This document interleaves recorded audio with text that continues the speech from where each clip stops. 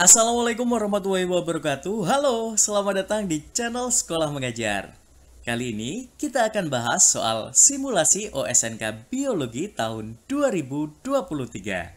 Oh ya, buat kamu yang lagi belajar buat persiapan OSN, kamu juga bisa buka playlist channel ini.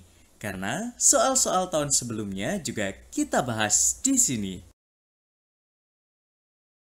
Langsung aja kita mulai. Kali ini kita akan bahas soal terkait hukum Hardy-Weinberg. Sebuah gen antariksa dengan dua alel yaitu A1 dan A2. Orang yang memiliki genotip A1A1 mengalami gejala sering berhalusinasi. Sementara genotip lainnya tidak. Populasi kota halusinator diketahui sebanyak 2 juta orang. Dan ternyata 1,28 juta diantaranya sering berhalusinasi. Seorang ahli genetika meneliti dan mengetahui populasi ini dalam kesetimbangan Hardy-Weinberg. Diketahui kota halusinator berada dalam galaksi Hopis di mana tidak ada interaksi dengan populasi lain. Dari soal tersebut, kemudian ada beberapa pernyataan. Lalu, kita diminta menentukan apakah pernyataan tersebut benar atau salah.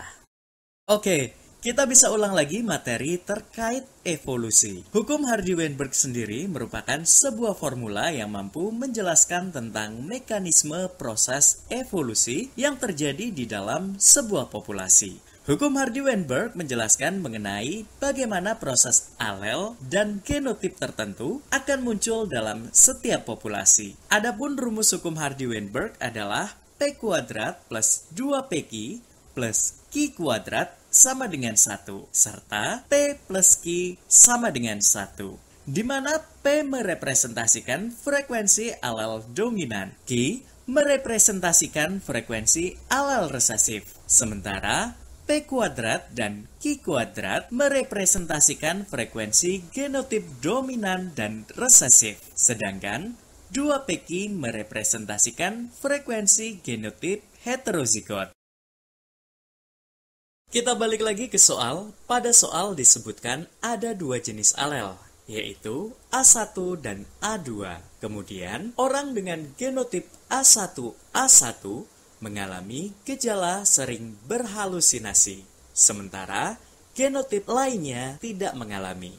Sampai di sini bisa kita simpulkan, orang yang memiliki gejala halusinasi dengan genotip A1A1 sebagai P kuadrat dengan jumlah sebanyak 1,28 juta orang.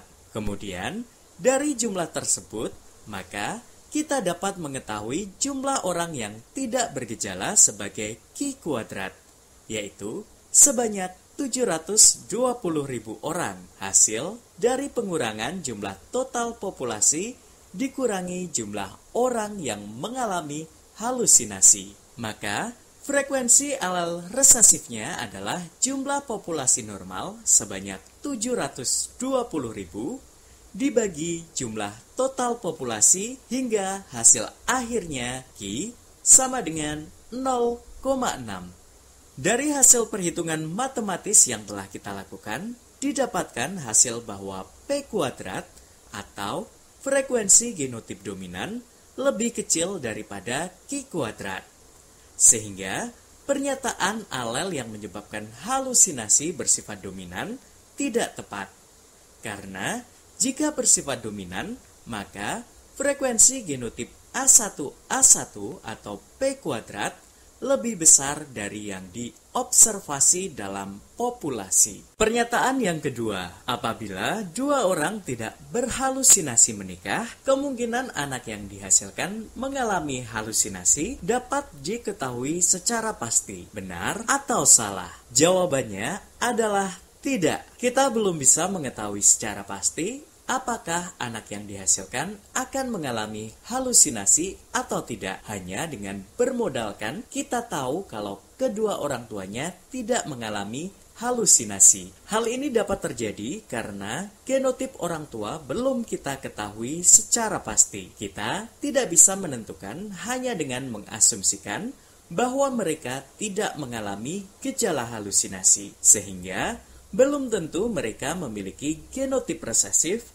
yang menyebabkan anaknya tidak berhalusinasi. Sehingga pernyataan nomor 2 ini tidak tepat. Oke, sekarang kita menuju ke pernyataan ketiga. Apabila dua orang heterozigot menikah, fenotip anak pertama mereka dapat diketahui secara pasti. Benar atau salah? Jawabannya juga tidak. Fenotip anak pertama tidak bisa diketahui secara pasti hanya dengan mengetahui bahwa kedua orang tuanya heterozigot atau memiliki genotip A1, A2. Hal ini karena fenotip anak dipengaruhi oleh kombinasi alel yang diwariskan dari kedua orang tuanya yang tidak bisa diprediksi secara pasti.